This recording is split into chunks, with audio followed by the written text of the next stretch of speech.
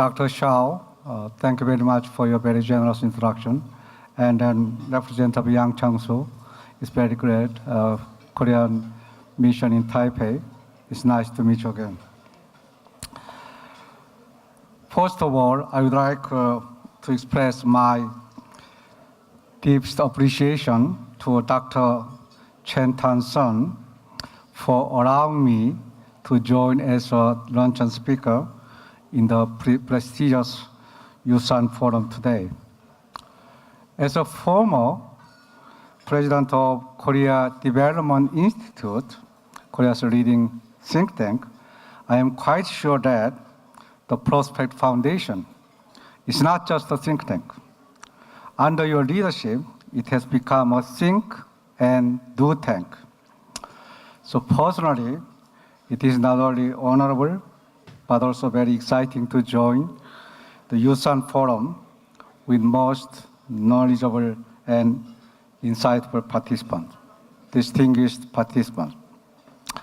Today, I would like to talk about policy challenges for Asia in the new global and regional context.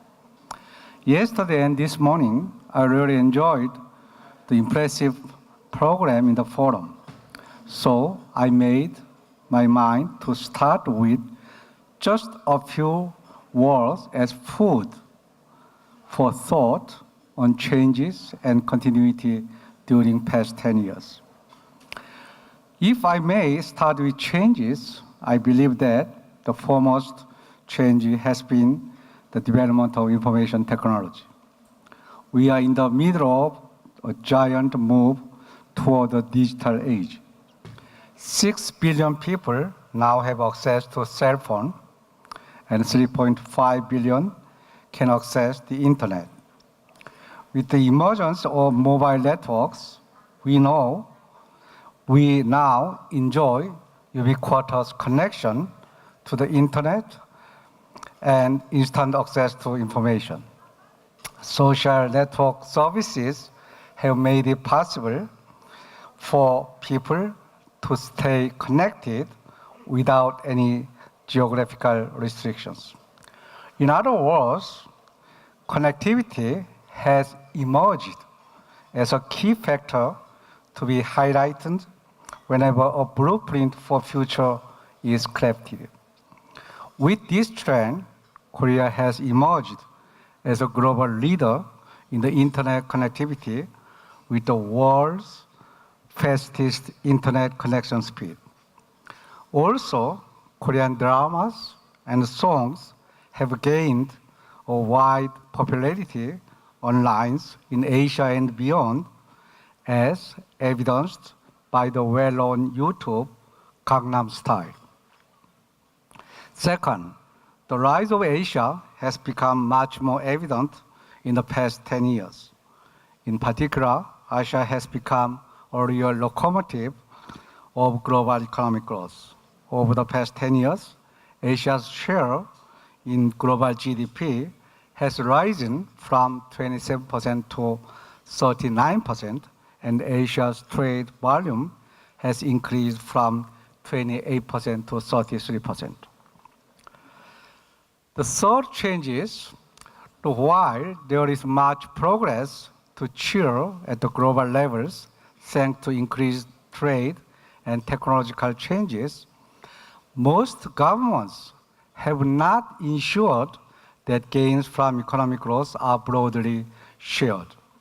With much of domestic discontent, we risk a retreat from the international cooperation that helped build an era of unprecedented prosperity. We now see that politics and economics are a two-way street. We must grapple with today's complex political risks, but how we respond to the looming economic challenges of our time will profoundly influence the politics of tomorrow. In this regard, the emergence of non-state actors has become important. This morning we discussed about the role of NGOs. I fully agree. corporations and NGOs have stepped into new and significant roles. They compile more data than any government, operate not only across borders, but also in the crowd, and use data to influence public opinion and behavior. So this is not a moment for business as usual. It is a time for leadership and international cooperation, which must go hand in hand. Many of these seemingly intractable problems transcend borders, and national leaders would be hard-pressed to deliver what their people want without such cooperation. Distinguished participants, there are, of course, things which remain unchanged over the past 10 years. First and foremost is North Korea. When Kim Jong-un took power in December 2011, we had hoped that Pyongyang would change its strategic calculation and take the path toward denuclearization. But the new regime continued to engage in military provocations, including nuclear tests and ballistic missile launches. In response, the international community has maintained a united front, exerting pressure upon North Korea and adopting a series of United Nations Security Council resolutions. Distinguished participants, after 6 years disappointing growth, the world economy is gaining momentum as a cyclical recovery holds out the promise of more jobs, higher incomes, and greater prosperity going forward. At the same time, however, there are clear downside risks: political uncertainty, the protectionism hanging over global trade, and tighter global financial conditions that could trigger disruptive capital outflows from emerging and developing economies. Adding it all up, the good and the bad, we continue to face the problem of global growth being too low for too long, benefiting too few. This suggests that there is no room for complacency to economic policies. Distinguished participants, since the end of the Second World War, a broad consensus in support of global economic integration as a force for peace and prosperity has been a pillar of the international order. Globalization also promoted convergence of per capita income throughout a significant portion of the developing world. However, globalization is currently under siege, with populists from both the left and the right. The recent UK Brexit vote and US elections stand out, but there are examples in many other countries. Since the global financial crisis of 2007 and 2008, trade growth is slowing and international financial flows are stuttering. Are we seeing the demise of globalization? I do not think so. Globalization is not reversing, it is changing. In this context, the downside risks need to be well managed so that the upside benefit prevail. It also means that an emphasis on the challenge of middle class parents everywhere who doubt but still hope desperately that their kids can have better lives than they did. Distinguished participants, against all odds in the global economy, there are all good reasons to be optimistic about the future for Asia. When we think about Asia's economic future, we know that this future is being built on strong foundations, on the richness and diversity of the cultures, on the incredible energy and ingenuity of the people who have changed the world by transforming their own economies. Korea and Taiwan has transformed itself into a thriving advanced economy, inspiring people who are working hard to avoid the so-called middle-income trap. These are only some of the many Asian success stories. 20 years ago, so many Asian countries were deeply hurt by Asian financial crisis. But they also learned a lot, and now they are much stronger. As the Korean famous proverb puts it, after rain, the ground becomes firmer. This resilience was earned through bold reforms. Many countries adopted comprehensive economic reforms and reduced external vulnerabilities. Distinguished participants, in today's world, sticking with the status quo can be even riskier than striving for change. In this context, we expect another economic transformation across Asia. What does that mean?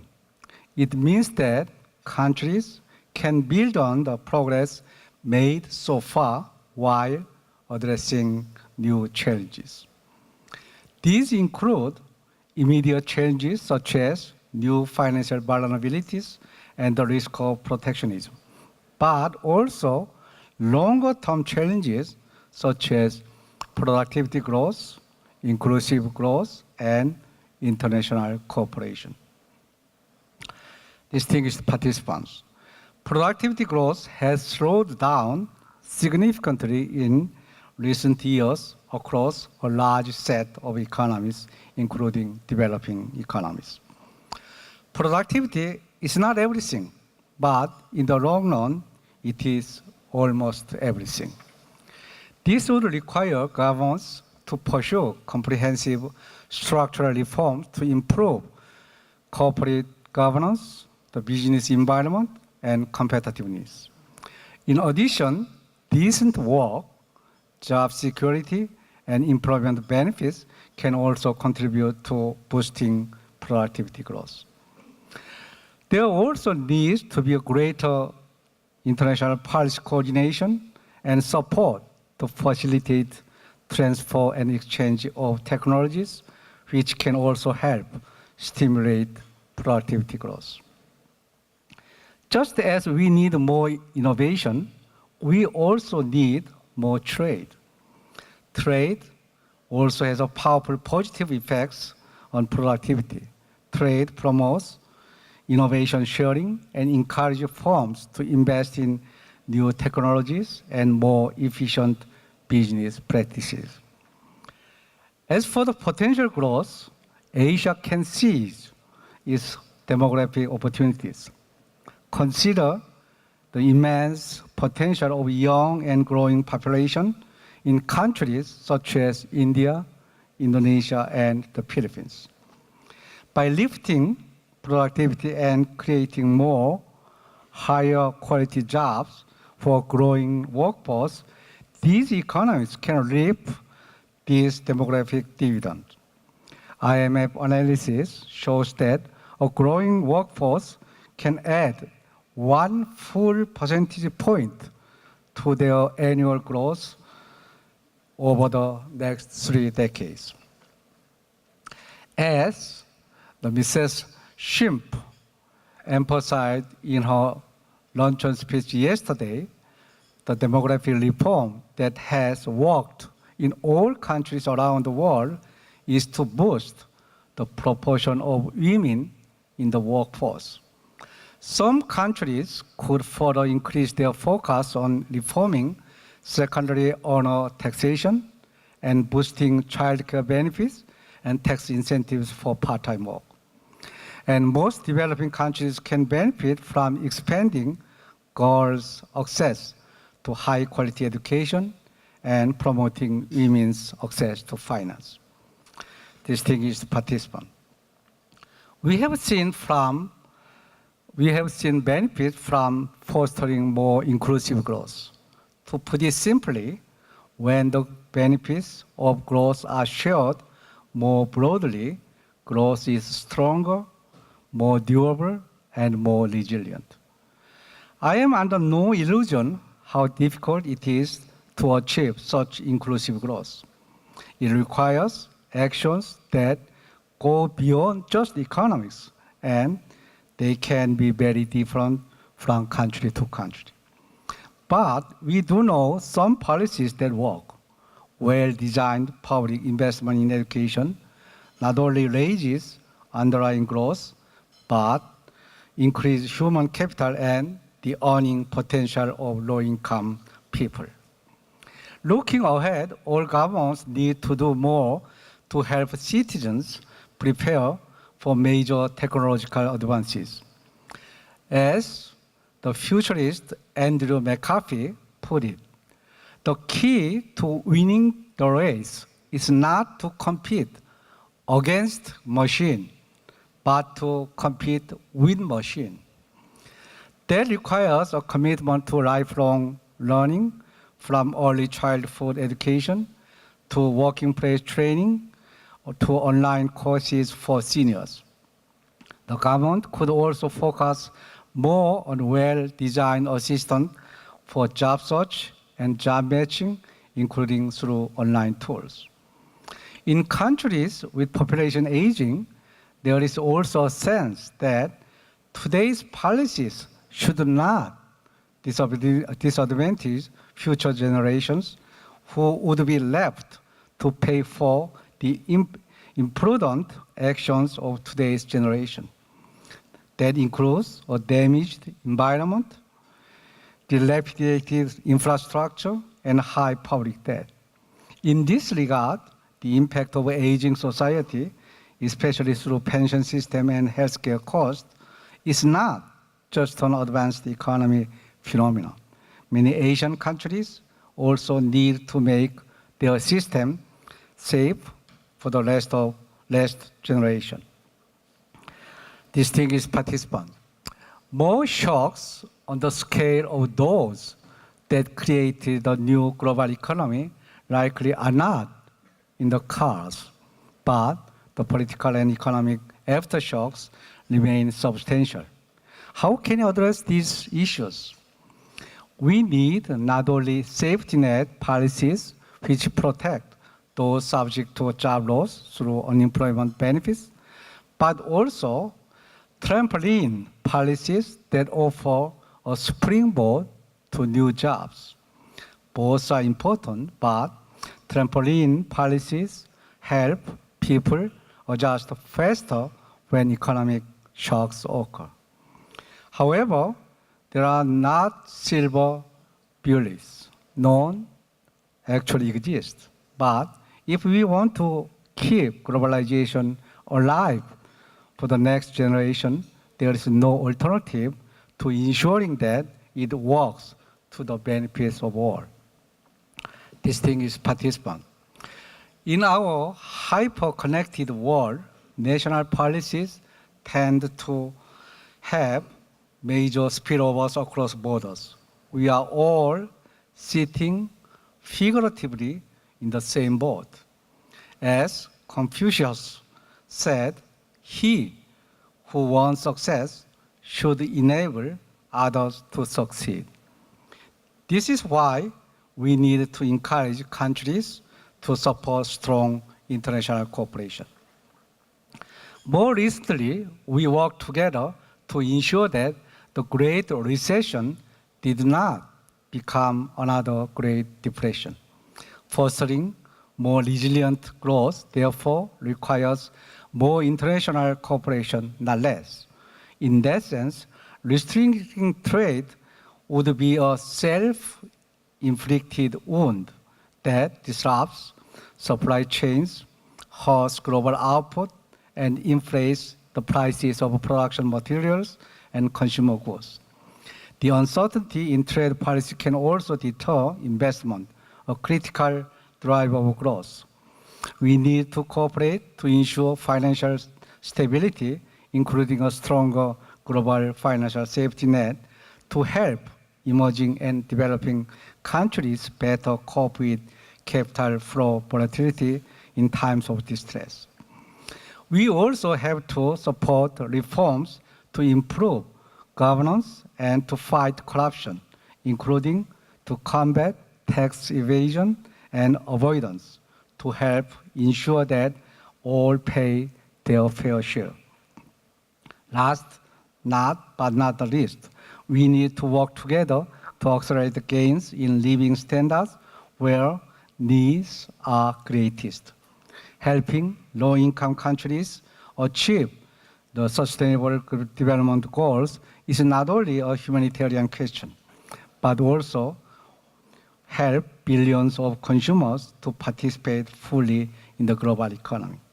In addition, standing together is essential to face global challenges such as natural disasters and climate changes. Michael Jordan, I think whether you like basketball or not, the legendary basketball player once said that talent wins games, but teamwork and intelligence wins champions. Winning the championship of sustained and inclusive growth requires teamwork and collaboration across Asia and the world. Distinguished participants, Asia is hardly an outlier from the wave of geopolitical tensions sweeping the world, highlighted by the North Korean nuclear issues. Furthermore, more than any time before, regional integration is still a hot topic with the FTAAP, RCEP, the Asian Economic Community, and the TPP. Asia's geopolitical and geoeconomic landscape has become truly multidimensional. For this reason, solving this intricate regional matrix constitutes a key part of our economic and security policy. In this context, replacing tensions and distrust with reconciliation and trust is crucial for Asia. Therefore, Asia needs to be in sync with open and inclusive regionalism. It is well known that Asia suffers from what we call the Asian paradox, a de-linkage between growing economic interdependence on one hand and regressive political security cooperation on the other. Addressing this obstacle and overcoming the Asian paradox is needed in advance to the opening of a new era in Asia. In this regard, I am quite sure that the Yushan Forum will serve the cause of promoting peace and development in this region. Distinguished participants, during the 2 days in the Yushan Forum, I believe that knowledgeable participants gathered here come up with creative and visionary ideas which will benefit the Asian region and beyond in overcoming various difficulties and challenges. Before I close my speech, as someone who has engaged in the public sector for more than 40 years, let me offer one final thought on the basis of what I went through during my career. Throughout my career, whenever I started to tackle difficult issues, I used to tell myself, and sometimes have told my colleagues, the following. All the problems and challenges we are faced with are not created by God, but they are all man-made. Therefore, when we join hands and gather our wisdom, there will always be a solution. So let us be optimistic. And I once again wish the Yushan Forum a great success. Thank you very much. 谢谢。